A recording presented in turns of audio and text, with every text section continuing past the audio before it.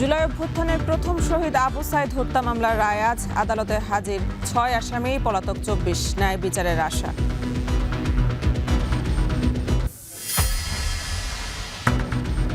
ওসমান হাদি হত্যায় গ্রেফতার ২ আসামিকে ফেরত দিতে সম্মত ভারত, দ্রুত ফিরিয়ে আনতে কাজ করছে পররাষ্ট্র মন্ত্রণালয়।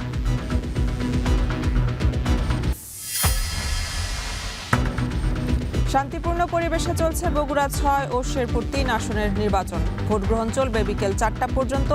কেন্দ্রে কেন্দ্রে নিরাপত্তা জোরদার। ফিলিং স্টেশনে ভোগান্তি কমছে না, জ্বালানি সংকটে বেড়েছে ইলেকট্রিক বাইকের কদর। সৌর বিদ্যুতে চার্জের ব্যবস্থায় জোর বিশেষজ্ঞদের।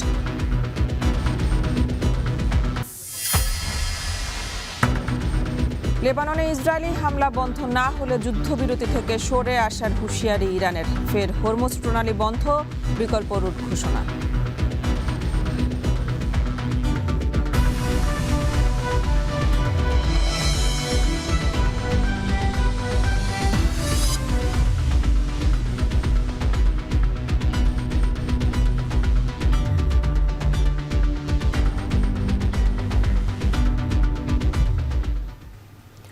স্বাগত। এখন বাণিজ্যে পুরো আয়োজন জুড়ে সঙ্গে আছে আমি মেহেরিন অ্যানি। জুলাই গণ অভ্যুত্থানের প্রথম শহীদ রংপুরের বেগম রোকেয়া বিশ্ববিদ্যালয়ের শিক্ষার্থী আবু সাইদ হত্যা মামলার রায় আজ। এই মামলার ৩০ আসামির মধ্যে গ্রেফতার ৬ জনকে আদালতে হাজির করা হয়েছে। এ নিয়ে বিস্তারিত জানাতে আন্তর্জাতিক অপরাধ ট্রাইব্যুনাল থেকে যুক্ত আছেন জাহিদ হাসান। জাহিদ, আদালতের কার্যক্রম কি শুরু হয়েছে কিনা জানাবেন, আর কি বলছেন আবু সাইদের স্বজনরা? বেগম রোকেয়া বিশ্ববিদ্যালয়ের শিক্ষার্থী আবু সাইদ ২৪ জুলাই রংপুর বেগম রোকেয়া বিশ্ববিদ্যালয়ের ক্যাম্পাসের ঠিক সামনের সড়কে পুলিশের গুলিতে নিহত হন। মামলার তদন্তেও সেটি উঠে এসেছে। এই মামলার তদন্ত শেষ করে ৩০ জনকে আসামি করে বিচার শুরু করা হয় ২৫ জুন, এবং এই ৩০ আসামির বিরুদ্ধে ৬ জন গ্রেফতার রয়েছেন। তার মধ্যে একজন তৎকালীন বেগম রোকেয়া বিশ্ববিদ্যালয়ের প্রক্টর যিনি ছিলেন শরীফুল ইসলাম, এছাড়া সেই আবু সাইদকে গুলি করা যে ২ পুলিশ সদস্য আমির হোসেন এবং কনস্টেবল সুজন চন্দ্র রায়, তারা গ্রেফতার রয়েছেন। একই সাথে এই মামলায় গ্রেফতার রয়েছেন রংপুর বেগম রোকেয়া বিশ্ববিদ্যালয়ের ছাত্রলীগ নেতা আকাশ চৌধুরী এবং সহকারী রেজিস্ট্রার একজন গ্রেফতার রয়েছেন। এই মামলায় 6 জন গ্রেফতার রয়েছেন এবং ২৪ জন আসামি পলাতক রয়েছেন। বেগম রোকেয়া বিশ্ববিদ্যালয়ের তৎকালীন উপাচার্য আব্দুর রশিদ বাচ্চু সহ এবং রংপুর পুলিশের যে কমিশনার ছিলেন তখন মহানগরের মনিরুজ্জামান, তিনি পলাতক রয়েছেন। এবং এই মামলায় ৩০ জন আসামির মধ্যে ৮ জন পুলিশের কর্মকর্তা সদস্যরা রয়েছেন এবং শিক্ষক রয়েছেন 10 জন, শিক্ষক রয়েছেন 4 জন, কর্মকর্তা সহ বেগম রোকেয়া বিশ্ববিদ্যালয়ে রয়েছেন প্রায় 10 জনের বেশি এবং ছাত্রলীগ নেতা রয়েছেন প্রায় 12 জনের মতো। সবকিছু মিলে এই মামলায় ৩০ জন আসামির বিরুদ্ধে ২৫ জন সাক্ষী দিয়েছেন আদালতে, আন্তর্জাতিক অপরাধ ট্রাইব্যুনালে। এর মধ্যে আবু সাইদের বাবাও তিনি এই ট্রাইব্যুনালে সাক্ষী দিয়েছেন।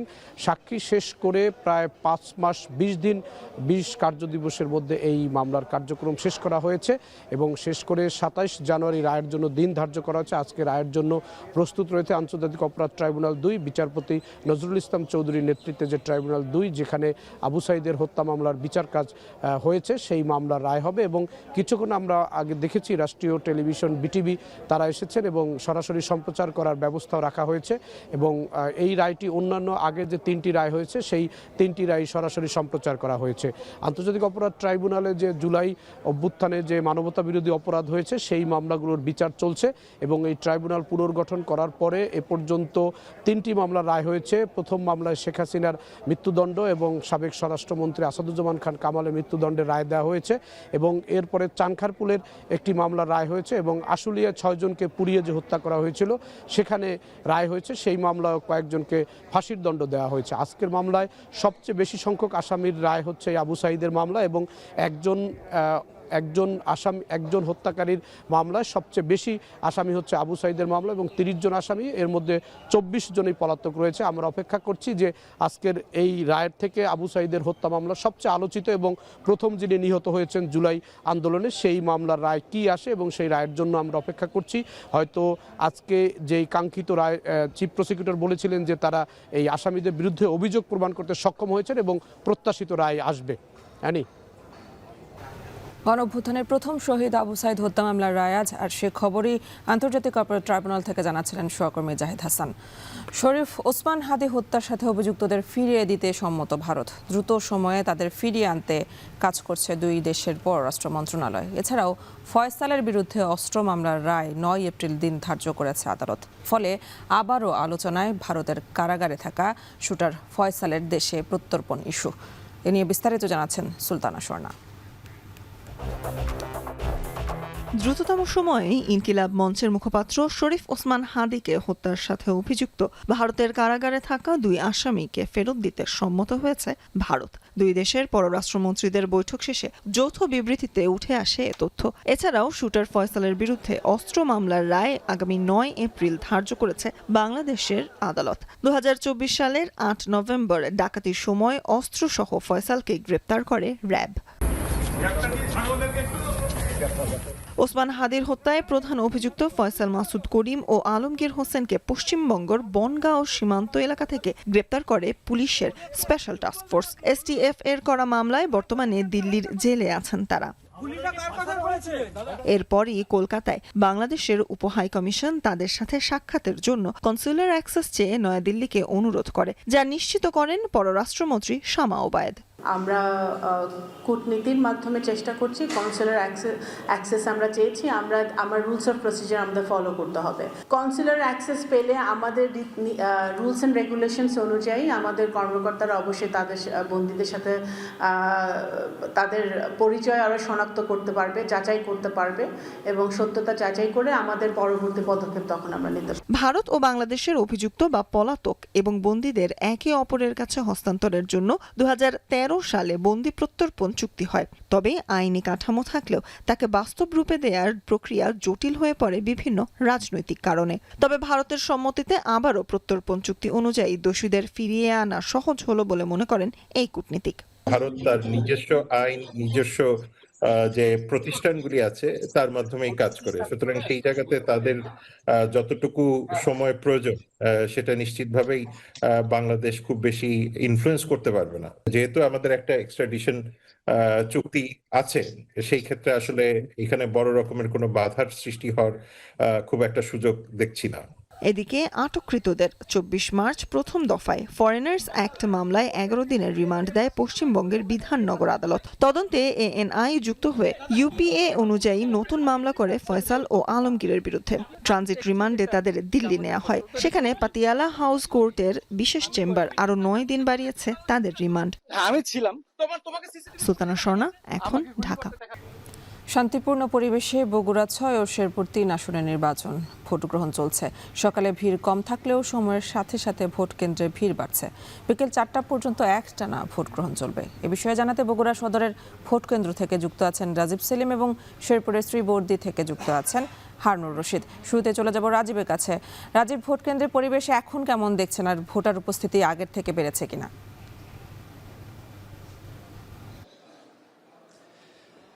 ভোটার উপস্থিতি কিছুটা বেড়েছে। আমরা যখন সকাল 7:30 থেকে ভোট গ্রহণ শুরু হয় তখন দেখেছি ভোটারের উপস্থিতি একেবারে কম এবং সেটি ধীরে ধীরে বাড়ছে। এখন পর্যন্ত সংখ্যা অনেকটাই বেড়েছে এবং আমরা বেশ কিছু কেন্দ্রে ঘুরেছি, একইভাবে প্রার্থীরাও ঘুরছেন। আমরা প্রার্থীদের সাথে কথা বলেছি, তারাও বলছেন যে বগুড়া 6 আসন যেহেতু বগুড়া সদর উপজেলা নিয়ে গঠিত, সুতরাং শহরের মানুষ কিছুটা সময় লেগে যায় তাদের বাড়ি থেকে বের হতে এবং তারাও ঠিক একইভাবে বলছেন 11টা-12টা নাগাদ ভোটারের সংখ্যা আরও বাড়বে এবং ভোটারের উপস্থিতি বাড়বে। বিএনপি মনোনীত যিনি প্রার্থী রয়েছেন রেজাউল করিম বাদশা, তার সাথে কথা বলেছি। তিনি বলছেন যে বগুড়া সদরের মানুষ তাদের দীর্ঘদিন বঞ্চিত ছিল উন্নয়ন থেকে, সেই উন্নয়নের জন্য তারা ভোট কেন্দ্রে আসবেন, তারা ভোট প্রদান করবেন।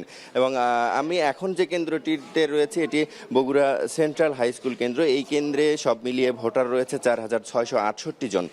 এর মধ্যে 2546 জন নারী এবং 2122 জন পুরুষ রয়েছে। তার মধ্যে নারী ভোটার যারা রয়েছেন প্রায় 2500 নারী ভোটার, তাদের মধ্যে মাত্র 93 জন এখন পর্যন্ত ভোট প্রদান করেছেন এবং যে পুরুষ রয়েছে 2122 জন পুরুষ, তার মধ্যে 86 জন এখন পর্যন্ত ভোট প্রদান করেছেন। আশপাশের কেন্দ্রগুলোতে ঠিক একই অবস্থা, তবে প্রার্থী এবং ভোটাররা সবাই বলছেন যে বেলা বাড়ার সাথে সাথে এখানে ভোট কেন্দ্রে ভোটারের সংখ্যা বাড়বে।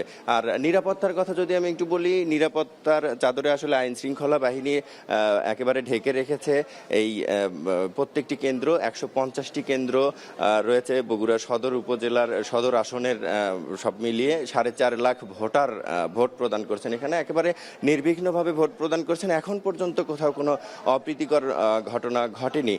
আইন শৃঙ্খলা পরিস্থিতি এখনও স্বাভাবিক রয়েছে, শান্তিপূর্ণ রয়েছে। তবে আমরা প্রচারণা শেষ হওয়ার পর থেকে দেখেছি বিএনপি এবং জামায়াতের যে প্রার্থী রয়েছে তারা পাল্টাপাল্টি সংবাদ সম্মেলন করে বিভিন্ন রকম অভিযোগ করেছেন।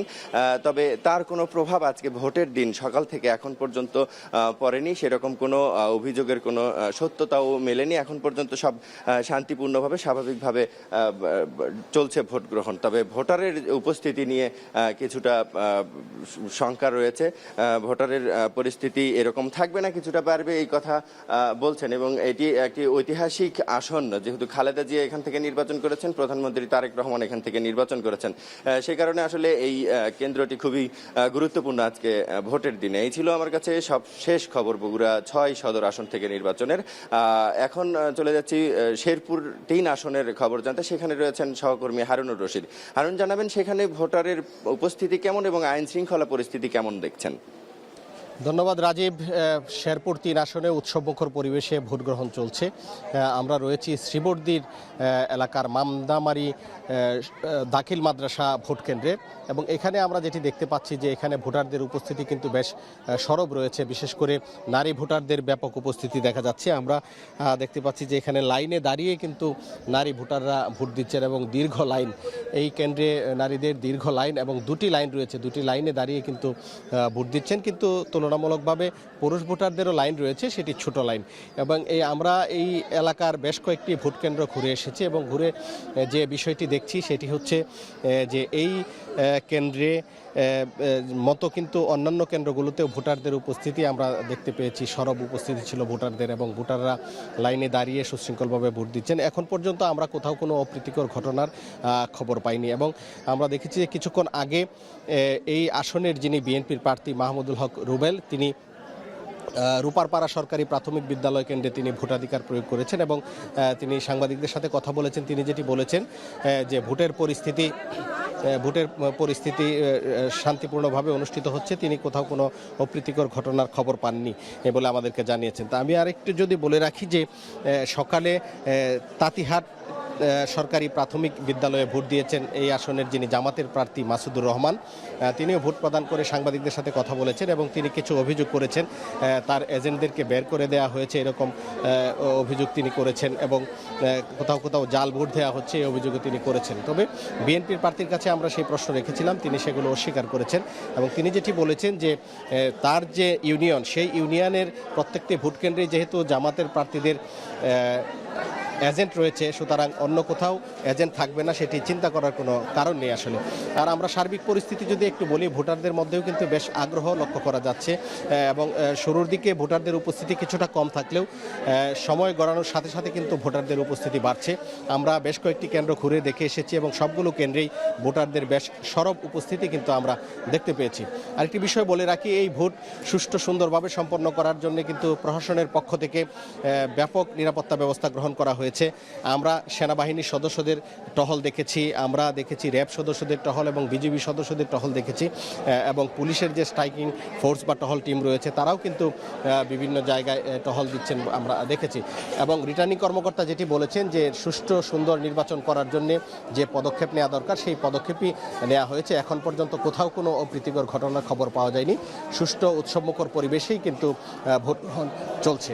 তো এই ছিল আমার কাছে আজকের শেরপুর 3 আসনের ভোট গ্রহণের সর্বশেষ খবর।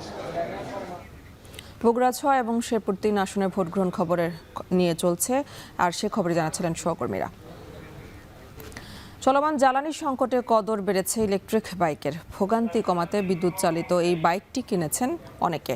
তবে বিষয়টিকে ইতিবাচকভাবে দেখলেও সৌর বিদ্যুতের মাধ্যমে চার্জের ব্যবস্থার উপর জোর দিয়েছেন বিশেষজ্ঞরা। বিস্তারিত রাজীব হোসেনের প্রতিবেদনে। ঘন্টার পর ঘন্টা লাইনে দাঁড়িয়ে জ্বালানি সংগ্রহের ঝক্কি এড়াতে ইলেকট্রিক বাইকের দিকে ঝুঁকছেন অনেকে। রাজধানীর বিভিন্ন শোরুম ঘুরে দেখা যায় বিক্রি বেড়েছে বিদ্যুৎ চালিত এই বাইকের। সর্বনিম্ন 90,000 থেকে শুরু করে 2 লাখ টাকার মধ্যে মিলছে এক একটি বাইক। তবে ব্যাটারি ভেদে রয়েছে দামের তারতম্য। বিক্রেতারা জানান, আগের চেয়ে ইলেকট্রিক বাইকের বিক্রি বেড়েছে কয়েক গুণ। একবার চার্জেই 100 কিলোমিটার চলাচল ও রক্ষণাবেক্ষণ খরচ কম হওয়ায় এই বাইকের প্রতি আগ্রহ বেড়েছে। আগে আমাদের নর্মালি এখানে ডিলার সহ আর শোরুম সেল সহ 10-15টা সেল হইতো, এখন 25 থেকে 30টা সেল হচ্ছে। ব্যাটারি কিছুই হয় সেক্ষেত্রে একবারে হয়, তো রেগুলার মেনটেন্যান্সের বিষয়টা নাই। ভবিষ্যৎ অ্যাকচুয়ালি ইলেকট্রিক, সো আশা করি মানুষ ইলেকট্রিকের দিকেই ঝুঁকবে আরও বেশি করে। এদিকে ক্রেতারা জানান, জ্বালানি সংগ্রহের ভোগান্তি কবে নাগাদ কমবে তা নিশ্চিত নন তারা। ফলে বিকল্প হিসেবে ইলেকট্রিক বাইক কিনছেন তারা। অনেকে ইঞ্জিন চালিত মোটরসাইকেলের পাশাপাশি দ্বিতীয় বাহন হিসেবেও কিনছেন এই যান। পেট্রোলের যে পুরো লাইনে দাঁড়ায় প্রতিদিন তেল নেওয়া তো কঠিন। আমার কাছে যেটা মনে হয়েছে যে ইলেকট্রিক বাইকের দাম যদি কিছুটা কম হয় তাহলে সাময়িক সময়ের জন্য পরিস্থিতি সামাল দেওয়া যায় কিনা। সামনে কি হতে পারে তা তো আমরা জানি না, বাট আমরা এই জন্য আগে থেকেই সিকিউরিটির জন্য আমাদের কাজের জন্য আমরা এটা চয়েস করছি আর কি। আমি সোলার দিয়েও আমি চার্জ করতে পারবো, সো আমার ওই ফিউলের উপর ডিপেন্ডেন্সিটা কমে যাবে আর কি।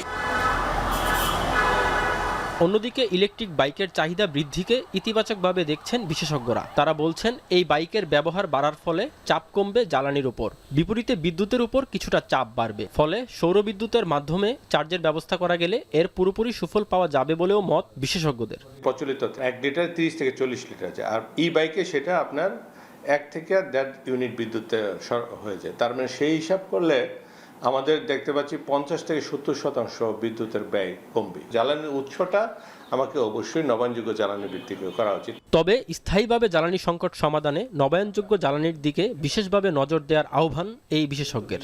কারণ এই ক্রাইসিস শেষ ক্রাইসিস না, রিনিউয়েবল এনার্জি বেসড ট্রানজিশন আপনি যেতে হবে এর কোনো, এবং আমাদের জ্বালানি সার্বভৌমত্বের জন্য এটা মাস্ট, এর বিকল্প নাই। 6 মাস থেকে 1 বছরের ভিতরে আপনি 20,000 মেগাওয়াট পর্যন্ত দিতে পারবেন যদি আপনি চান।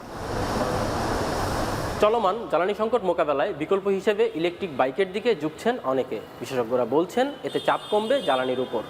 তবে সৌরবিদ্যুতের মাধ্যমে চার্জের ব্যবস্থা করা গেলে সুফল মিলবে পুরোপুরি। রাজীব হোসেন, এখন, ঢাকা। এদিকে জ্বালানি সংগ্রহে ভোগান্তি কমছে না। আজও পাম্পে দীর্ঘ লাইনে অপেক্ষা করছেন চালকরা। এ নিয়ে বিস্তারিত জানাতে রাজধানীর বিজয় সরণি থেকে যুক্ত আছেন সানি মৃধা, এছাড়া দিনাজপুর থেকে যুক্ত আছেন কঙ্কন কর্মকার। শুরুতে চলে যাব সানির কাছে। সানি, রাজধানীর ফিলিং স্টেশনগুলোর বর্তমান পরিস্থিতি কেমন দেখছেন, আর গ্রাহকরা তেল পাচ্ছেন কিনা জানাবেন।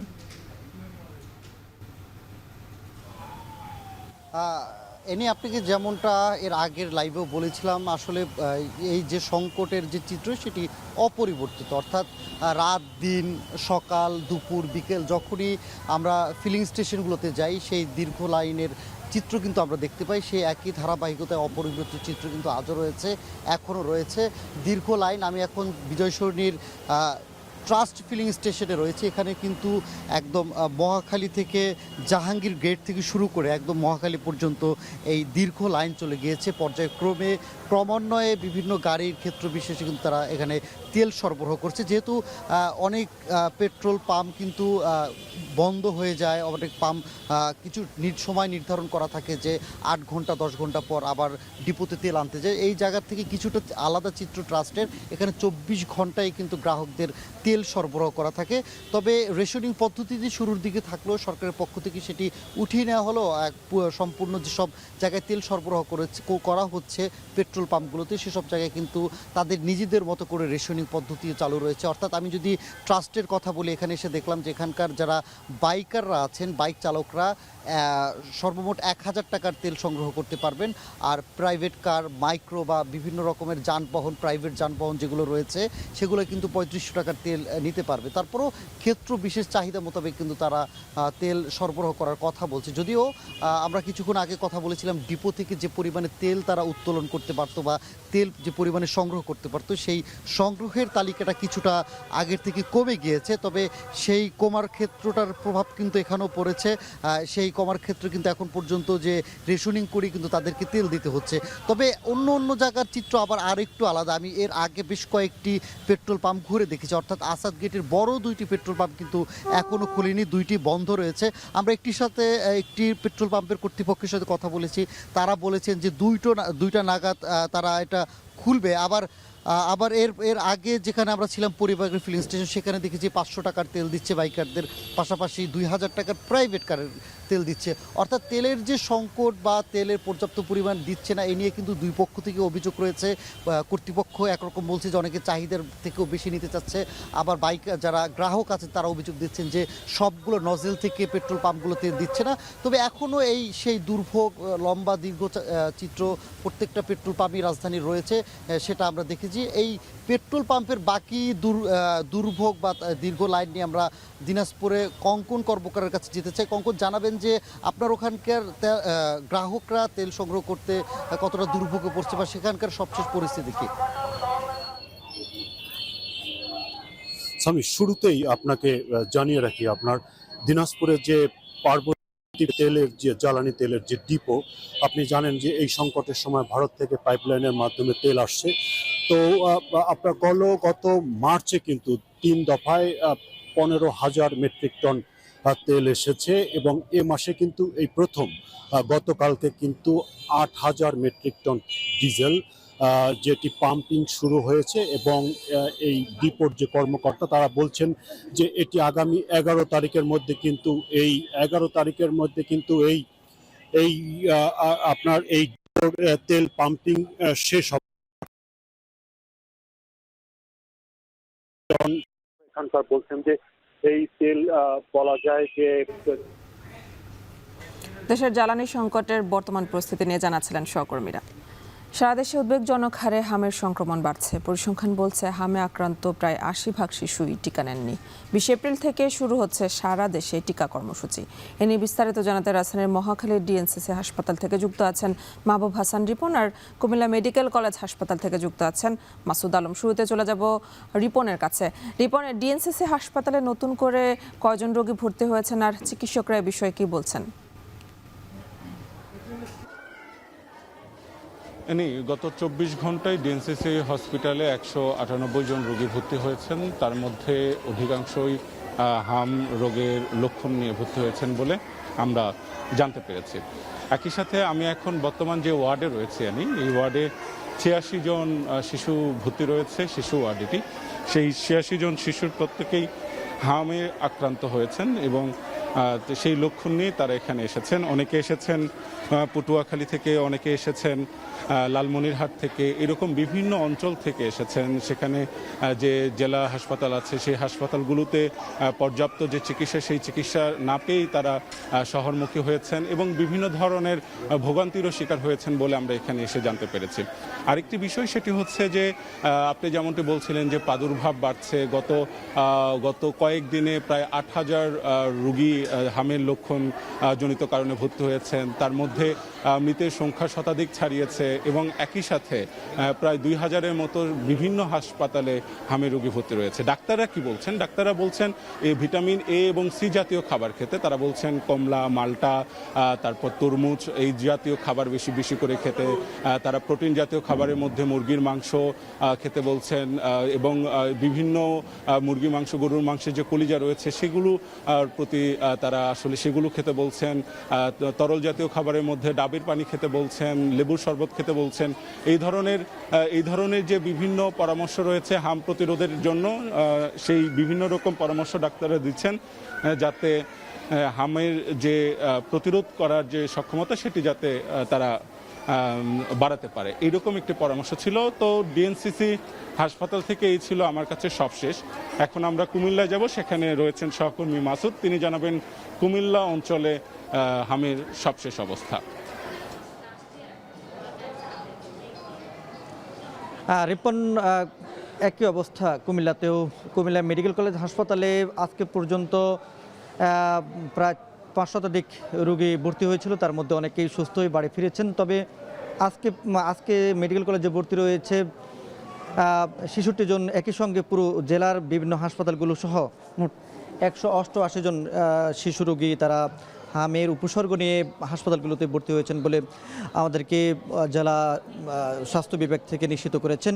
আমি রয়েছি কুমিল্লা মেডিকেল কলেজের হাম আইসোলেশন ওয়ার্ডে। এখানে যে পরিমাণ সিট রয়েছে রোগীদের জন্য সে থেকে রোগীর সংখ্যা কিন্তু অনেক বেশি। কারণ হচ্ছে এই মেডিকেল কলেজের যে সকল শয্য সংকট দীর্ঘদিনের এখানে রোগী ভর্তি হতে পারে বা রোগীর জন্য থাকার ব্যবস্থা রয়েছে মাত্র 30টি, সেখানে প্রায় দ্বিগুণ রোগী এখন ভর্তি রয়েছে হামের উপসর্গ নিয়ে আসা। এখানে 66 জন রোগীর মধ্যে সব রোগী হচ্ছে শিশু। তারা যে সকল উপসর্গ নিয়ে এসেছেন তাদের উপসর্গগুলোর মধ্যে হয়েছে যে আপনার অতিরিক্ত জ্বর, একই সঙ্গে লালচে চোখ, একই সঙ্গে শরীরের বিভিন্ন অংশে লাল র্যাশ নিয়ে এসেছেন। এটি হচ্ছে ডাক্তাররা বলছেন এটা হচ্ছে অন্যতম উপসর্গ। একই সঙ্গে হাসি, কাশি বা এই ধরনের বা সর্দির জাতীয় উপসর্গ রয়েছে। তবে এই 3টি উপসর্গ ধরে কিন্তু তারা রোগীদেরকে আইসোলেশন ওয়ার্ডে ভর্তি দিচ্ছেন। আমরা জেলা সিভিল সার্জনের সাথে কথা বলেছি, তারা বলছেন যে শুধু মেডিকেল কলেজ নয়, কুমিল্লার 17টি উপজেলার বিভিন্ন স্বাস্থ্য কমপ্লেক্সগুলোতেও শিশু রোগী প্রতিদিনই বাড়ছে।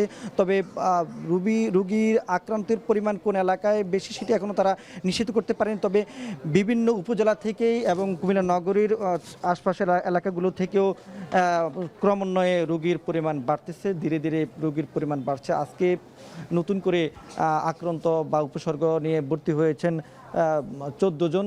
এ পর্যন্ত উপসর্গ নিয়ে ভর্তি যে সকল রোগী আসা তাদের মধ্যে আক্রান্ত নিশ্চিত করেছেন 27 জন রোগীর। তো এ ছিল কুমিল্লা থেকে সবশেষ। দেশের হাম পরিস্থিতি নিয়ে জানাচ্ছিলেন সহকর্মীরা। উপকৃত হবে লাখ লাখ মানুষ। অর্থনীতিবিদরা বলছেন এতে মধ্যস্বত্বভোগীদের দৌরাত্ম্য কমবে। এনে বিস্তারিত জানাবেন কাউসার আহমেদ। কৃষকের সমন্বিত সেবা নিশ্চিত করতে কৃষক কার্ড বিতরণ করা হবে, যাতে বছরে 2,500 টাকা ঋণ, ভর্তুকিতে বীজ ও সারসহ 10 ধরনের সুবিধা পাবে কৃষক। চলতি মৌসুমে 10 বিঘা জমিতে বিভিন্ন ফসলের চাষ করেছেন কৃষক দুলাল মিয়া।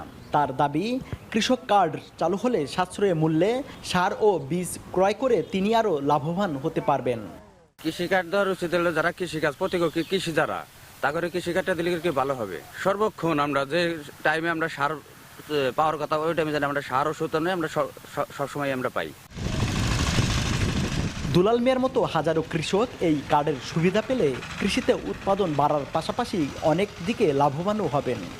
আমরা কৃষক যারা আমরা জানি কৃষিকাজ যারা করি তারাই জানি পাই। খেত খামারে যা বুনবো এটা সম্বন্ধে আমরা সার, বীজ এগুলা জানি আমরা পাই। বিপুল আবেদন সরকারের কাছে যে কৃষক ভাইদের জন্য বিদ্যুৎ বিলটা জানে কমাইতে হয়, এটা জানি সুদৃষ্টিতে সরকার দেখে। কৃষক কার্ড সম্পর্কে প্রান্তিক পর্যায়ে কৃষকদের অবহিত করা জরুরি। প্রকৃত কৃষকদের নামে এই কার্ড হস্তান্তরের দাবি এই কৃষক নেতার। কৃষি কার্ড জানি এই অরিজিনাল কৃষকরা পায়, এটা আমার সরকারের কাছে দাবি। কৃষি লোন জানি কম সুদে পাই, সহজ শর্তে জানি পাই। প্রকৃত কৃষকরা এই কার্ড পেলে মধ্যস্বত্বভোগীদের দৌরাত্ম্য কমবে। আর কার্ড হস্তান্তরে অনিয়ম হলে কৃষক ক্ষতিগ্রস্ত হবে বলে জানান এই অর্থনীতিবিদ। বাংলাদেশ কৃষি নির্ভর অর্থনীতি, এই কৃষিকে বাঁচানোর জন্য সরকার যে খুবই সচেতন। আমরা মনে করি যে কৃষকদের যে দীর্ঘদিনের দুঃখ, অবহেলিত তারা জাতি হিসাবে আছে, এই জায়গাটা ঘুচে যাবে এবং আমাদের কৃষিক্ষেত্রে স্বনির্ভরতা আবার ফিরে আসবে। প্রকৃত কৃষকের নামই তালিকা অন্তর্ভুক্তি করা হয়েছে বলে জানান এই কৃষি কর্মকর্তা। প্রাথমিকভাবে আমরা যে কৃষকদের তালিকা করছি এখানে বিভিন্ন ক্যাটাগরি কৃষক আমরা এটা ভাগ করেছি। ভূমিহীন, ক্ষুদ্র, প্রান্তিক, মাঝারি, বড় কৃষক, সে ক্যাটাগরি হিসেবে কৃষক ভাগ হবে। যে সরকারের সমস্ত সুবিধাগুলো সে তার কার্ডের মাধ্যমে সরকারের সাথে তার সরাসরি সম্পর্ক। কৃষির উপর নির্ভরশীল দেশের অর্থনীতি, তাই প্রান্তিক পর্যায়ের কৃষকদের সহায়তায় বর্তমান সরকারের বড় উদ্যোগ কৃষি কার্ড। কৃষি কার্ড শুধুই একটি কার্ড নয়, এটি কৃষকদের সম্মান, অধিকার এবং সম্ভাবনার দুয়ার। এ উদ্যোগ উৎপাদন বাড়ার পাশাপাশি দেশের খাদ্য নিরাপত্তা নিশ্চিত এবং টেকসই কৃষি উন্নয়ন ব্যবস্থাপনা গড়ে তুলতে গুরুত্বপূর্ণ ভূমিকা রাখবে, এমনটি প্রত্যাশা সংশ্লিষ্টদের। কাউসার আহমেদ, এখন, টাঙ্গাইল। মধ্যপ্রাচ্য যুদ্ধে ক্ষেপণাস্ত্রের ধ্বংসাবশেষের আঘাতে সংযুক্ত আরব আমিরাতে নিহত প্রবাসী শাহ আলমের মরদেহ দেশে পৌঁছেছে। সকালে হজরত শাহজালাল আন্তর্জাতিক বিমানবন্দরে পররাষ্ট্র প্রতিমন্ত্রী শামা ওবায়দ ইসলাম পরিবারের কাছে মরদেহ হস্তান্তর করেন।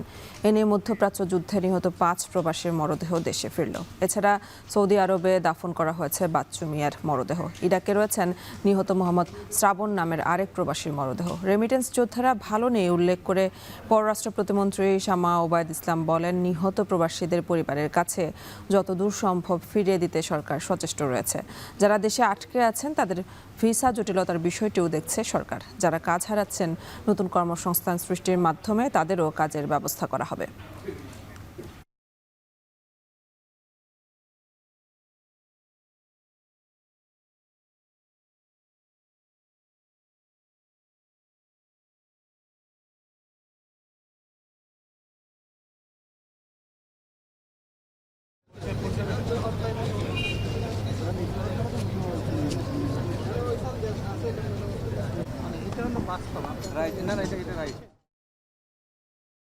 যুদ্ধ শুরু হওয়ার পর থেকে আমাদের 7 জন বাংলাদেশি ভাই মৃত্যুবরণ করেছে। 7 জনের মধ্যে এই 6 নম্বর মরদেহ আমরা আজকে গ্রহণ করলাম। আমরা আল্লাহর কাছে দোয়া করি যে আল্লাহ ওনাকে বেহেশত নসিব করুন, জান্নাতবাসী করুন এবং ওনার পরিবারকে এই শোক যা তারা সইতে পারে সেই তৌফিক আল্লাহ তাদেরকে দেয়, সেটা অবশ্যই আমরা আজকে দোয়া করি। আধিপত্য বিস্তারকে কেন্দ্র করে চট্টগ্রামে এক যুবককে কুপিয়ে হত্যা করেছে দুর্বৃত্তরা। গত মধ্যরাতে সীতাকুণ্ডের মুরাদপুর এলাকায় এই হত্যাকাণ্ড হয়। এ ঘটনায় 2 জনকে আটক করা হয়েছে। পুলিশ জানায়, নিহতের শরীরের বিভিন্ন স্থানে ধারালো অস্ত্র দিয়ে কুপিয়ে জখম ও পায়ের রগ কেটে দেওয়া হয়। রাতের কোনো এক সময় তাকে তুলে নিয়ে নির্জনে হত্যা করা হয়েছে বলে জানানো হয়। পরে সাগরপাড়ের ভাটের খিল সড়কের পাশে লাশ ফেলে দিয়ে যায় হত্যাকারীরা। খবর পেয়ে রাত 1টার দিকে মরদেহ উদ্ধার করে পুলিশ। নিহত যুবকের নাম মোহাম্মদ শামীম। তিনি ওয়ার্ড আওয়ামী লীগের সাংগঠনিক সম্পাদক ছিলেন। এ ঘটনায় 2 জনকে আটক করেছে পুলিশ। বিনা খরচে এই পানি ব্যবহার করে বুড়ো ধান, ভুট্টা ও সবজি আবাদ করতে পেরে খুশি কৃষকরা। কয়েক বছর আগেও খরা মৌসুমে ডিজেল চালিত স্যালো মেশিনে সেচ দিতে হতো তাদের। চুয়াডাঙ্গা থেকে অনিক চক্রবর্তীর প্রতিবেদনে বিস্তারিত। চলতি বছর ফেব্রুয়ারির শুরুতেই জিকে সেচ প্রকল্পের ক্যানালে পানি সরবরাহ শুরু হয়। পদ্মা নদী থেকে 2টি পাম্পের মাধ্যমে তোলা পানিতে এখন চুয়াডাঙ্গার ক্যানালগুলো কানায় কানায় পূর্ণ। সময় মতো পানি পেয়ে বড় মৌসুমে জমিতে সেচ দিতে শুরু করেছেন কৃষকরা। পানি উন্নয়ন বোর্ড জানায়, সদর ও আলমডাঙ্গা উপজেলায় জিকে ক্যানালের আওতায় রয়েছে 41 কিলোমিটার প্রধান খাল, 75 কিলোমিটার সেকেন্ডারি খাল, 263 কিলোমিটার টার্সিয়ারি খাল এবং 20 কিলোমিটার মাঠ নালা। এই বিস্তৃত নেটওয়ার্কের মাধ্যমে সহজেই কৃষি জমিতে পৌঁছে যাচ্ছে সেচের পানি। তেল কিনা, মেশিন কিনা, মানে খুব একটা ভোগান্ত। আর এই পানিটাই সুযোগ সুবিধা যখন যায় সেখন পাইয়ে যায়। এইবারটা আমরা ভরপুর একদম প্রথম চান্সি যেইভাবে পানি আজ কেউ ছাড়েনি, একবারে ক্যানাল ফুটতে গেছে। ক্যানালের পানি ছাড়লে আমাদের চাষিদের বেশি উপকার হবে এবং বেশি লাভ হবে। জিকে ক্যানালের আওতায় চুয়াডাঙ্গা সদর ও আলমডাঙ্গায় রয়েছে প্রায় ৭,৮০০ হেক্টর ফসলি জমি। এর মধ্যে শত শত হেক্টর বোরো ধানের জমিতে ইতোমধ্যে ক্যানালের পানি ব্যবহার হচ্ছে। এতে ডিজেল ও শ্যালো মেশিনের অতিরিক্ত খরচ থেকে মুক্তি পেয়েছেন কৃষকরা। 1155 হেক্টর জমি যেটি সেচের মধ্যে আসছে। জিকে ক্যানেলের যে পানিটা আসলে যথাসময়ে দিতে পারলে আমার মনে হয় যে তাদের যে বোরোর এরিয়াটা এটি আরো বাড়ানো সম্ভব। হেরামারস্তা পাম্প হাউসে 2টি পাম্প চলমান রয়েছে। আমরা সেচখালে পর্যাপ্ত পরিমাণ পানি সাপ্লাই দিতে পেরেছি এবং কৃষকের জমিতেও পানি পৌঁছে যাচ্ছে। আমরা আশা করছি এই সেচ কার্যক্রম অব্যাহত থাকবে। এই মৌসুমে 2টি উপজেলার প্রায় 6,500 কৃষক জিকে ক্যানেলের আওতায় সেচ সুবিধা নিচ্ছেন। সময় মতো পানি সরবরাহ অব্যাহত থাকলে উৎপাদন বাড়ার পাশাপাশি কৃষকদের আর্থিক সাশ্রয় বাড়বে বলে আশা সংশ্লিষ্টদের। এখন চুয়াডাঙ্গা।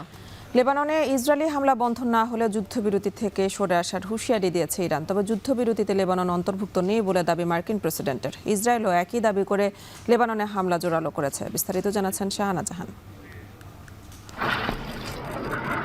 যুক্তরাষ্ট্র ও ইরান 2 সপ্তাহের যুদ্ধবিরতিতে সম্মত হওয়ার পরপরই লেবাননের উপর হামলা চালায় ইসরায়েল।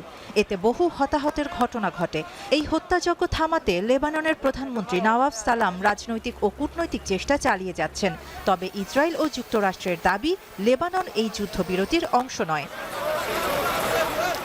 এই হামলা যুদ্ধবিরতির 3টি শর্তের স্পষ্ট লঙ্ঘন করেছে এবং এমন পরিস্থিতিতে আলোচনা অযৌক্তিক বলে জানিয়েছেন ইরানের সংসদ স্পিকার মোহাম্মদ বাঘের গালিবফ। আর যুক্তরাষ্ট্রকে যুদ্ধবিরতি অথবা যুদ্ধের মধ্যে একটিকে বেছে নেওয়ার কথা বলেছেন ইরানের পররাষ্ট্রমন্ত্রী আব্বাস আরাকচি। এদিকে হরমুজ প্রণালীতে জাহাজ চলাচল পুরোপুরি বন্ধ ঘোষণা করেছে ইরান। তবে সমুদ্রতলে পেতে রাখা সম্ভাব্য মাইন এড়িয়ে জাহাজ চলাচলের সুবিধায় নতুন ও বিকল্প রুট ঘোষণা করেছে আইআরজিসি নৌ শাখা। এক বিবৃতিতে আইআরজিসি জানিয়েছে, যেসব জাহাজ এই প্রণালী অতিক্রম করতে চায় তাদের আইআরজিসি নৌবাহিনীর সঙ্গে সমন্বয় করে নির্দিষ্ট রুট অনুসরণ করতে হবে। এদিকে লেবাননে ইসরায়েলি হামলা আন্তর্জাতিক আইনের লঙ্ঘন বলে মন্তব্য করেছে সিরিয়া। আর যুদ্ধবিরতি চুক্তিতে লেবানন অন্তর্ভুক্ত থাকা উচিত বলে মনে করে ফ্রান্স। অন্যদিকে যুদ্ধবিরতি লঙ্ঘনের জবাবে ভোরে উত্তর ইসরায়েলের মানারা বসতিতে রকেট হামলা চালিয়েছে হিজবুল্লাহ। যুক্তরাষ্ট্র ও ইরানের মধ্যে যুদ্ধবিরতি কার্যকর হওয়ার কয়েক ঘণ্টা পর বুধবার সৌদি আরবের পূর্ব পশ্চিম তেল পাইপলাইনে একটি ড্রোন হামলা চালানো হয়। এতে পারস্য উপসাগর থেকে লোহিত সাগরে অপরিশোধিত তেল পরিবহনের একটি গুরুত্বপূর্ণ রপ্তানি পথ ক্ষতিগ্রস্ত হওয়ার খবর পাওয়া গেছে। আগামী শনিবার পাকিস্তানি যুক্তরাষ্ট্র ও ইরান আলোচনায় বসবে বলে নিশ্চিত করেছে হোয়াইট হাউস। নেতৃত্ব দেবেন ইরানের সংসদের স্পিকার মোহাম্মদ বাঘের গালিবফ এবং যুক্তরাষ্ট্রের vice president JD Vance. Shahana Jahan, এখন বিশ্ব। বিধানসভা নির্বাচনের আগে ভোটার তালিকা থেকে প্রায় 91 লাখ মানুষের নাম বাদ পড়ায় উত্তপ্ত পশ্চিমবঙ্গের রাজনীতি। এই ইস্যুতে নরেন্দ্র মোদী প্রশাসনের বিরুদ্ধে দ্বিচারিতার অভিযোগ তুলেছেন রাজ্যের মুখ্যমন্ত্রী মমতা বন্দ্যোপাধ্যায়। পশ্চিমবঙ্গ থেকে দীপক দেবনাথের পাঠানো তথ্য ছবিতে বিস্তারিত। 23 ও 29 এপ্রিল দুদফায় হবে ভারতের পশ্চিমবঙ্গের বিধানসভা নির্বাচন। ভোটের লড়াই ঘনিয়ে আসার এই সময়ে জানা গেল, ভোটার তথ্য হালনাগাদে প্রায় 91 লাখ মানুষের নাম বাদ পড়েছে, যাদের মধ্যে রয়েছেন হিন্দু, মুসলিম, শিখ, রাজবংশী সহ সব জাতিগোষ্ঠীর মানুষ। এমন পরিস্থিতিতে প্রধানমন্ত্রী নরেন্দ্র মোদীর কেন্দ্রীয় সরকারকে নিশানা করেছেন রাজ্যের মুখ্যমন্ত্রী মমতা বন্দ্যোপাধ্যায়। দ্বিচারিতার অভিযোগ তুলেছেন বিজেপি সরকারের বিরুদ্ধে। বাংলায় কথা বললেই অনুপ্রবেশকারী, কে আমোদি প্রমোদি ভাই। সৌদি আরবিয়ায় গিয়ে সম্রাটের গলা ধরে কোলাকুলি করলে তখন তোমার জাত যায় না। ইসরায়েল থেকে ইরান, ইরান থেকে আমেরিকা, তখন তোমার জাত যায় না। বিজেপিকে বাংলা বিরোধী ও নারী বিরোধী দল বলেও আখ্যায়িত করেছেন তিনি। এমনকি এনআরসির মাধ্যমে ভোটারদের নাম বাদ দিয়ে নির্বাচনের মাঠে বিজেপির ছক্কা হাঁকানোর চক্রান্ত নস্যাৎ করে দেয়া হবে বলেও হুঁশিয়ার করেছেন মমতা। এই নাম বাদ দেওয়ার খেলায় এনআরসি করার ছক্কা চলছে, ওই ছক্কাকে অক্কা করে দেবো। আসামে এনআরসি করেছিল, 19 লক্ষের মধ্যে 13 লক্ষ হিন্দুর নাম বাদ গিয়েছিল আর 6 লক্ষ মুসলমানের নাম বাদ দিয়েছিল। এমন পরিস্থিতিতে জনকল্যাণকর সব প্রকল্প চালু রাখতে আবারও তৃণমূল কংগ্রেসে ভোট দেওয়ার জন্য ভোটারদের কাছে জোর আহ্বান জানিয়েছেন এই নেত্রী। যদি আমার নেতৃত্বে সরকার আপনারা চান, সব স্কিম বজায় রাখতে চান, তাহলে মনে রাখবেন চিহ্ন আপনার একটাই, জোড়া ফুল, তৃণমূল। মমতা বন্দ্যোপাধ্যায় সংখ্যালঘু সম্প্রদায়ের মানুষকে উস্কে দিয়ে পশ্চিমবঙ্গে অশান্তি পাকানোর চেষ্টা করছেন বলে পাল্টা নিশানা করেছেন বিজেপির সাবেক সাংসদ অর্জুন সিং। মমতা ব্যানার্জি সংখ্যালঘু সম্প্রদায়ের মানুষকে উস্কিয়ে দিয়ে বাংলায় দাঙ্গা লাগাবার চেষ্টা করে। মমতা ব্যানার্জিকে বলবো সাবধান হয়ে যান। পশ্চিম বাংলায় ডাবল ইঞ্জিনের সরকার আসছে। রাজ্যের ভোটার তালিকার বিশেষ নিবিড় সংশোধন এসআইআর শুরুর আগে পশ্চিমবঙ্গে মোট ভোটার ছিল 7,66,00,000 লাখের বেশি। তবে নতুন তালিকায় প্রায় 91 লাখ কমে তা দাঁড়িয়েছে 6,75,00,000-এ। বিভাগীয় দিক থেকে সবচেয়ে বেশি নাম বাদ পড়েছে মুর্শিদাবাদ, উত্তর 24 পরগনা ও মালদহ জেলায়। এখন পশ্চিমবঙ্গ। এই ছিল এখন বাণিজ্যের সাথে থাকার জন্য ধন্যবাদ।